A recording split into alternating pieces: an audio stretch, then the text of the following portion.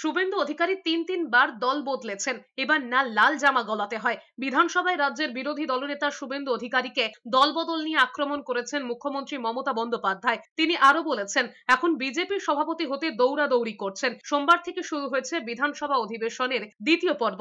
পরপর দুদিন বিক্ষোভ ওয়াকআউটের পর বুধবার পরিস্থিতি আরো উত্তপ্ত হয়ে ওঠে।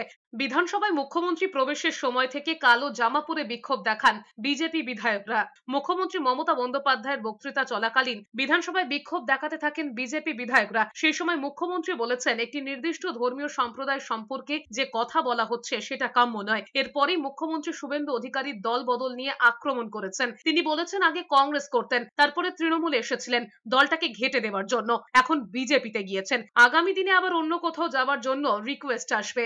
ওই যেরকম নিজে গিরগিটি একটা, ওকে রাজীব গান্ধী পরিচিত দিয়েছিল যুবনেত্রী করে, রাজীব গান্ধীর সঙ্গে বিশ্বাসঘাতকতা করেছে।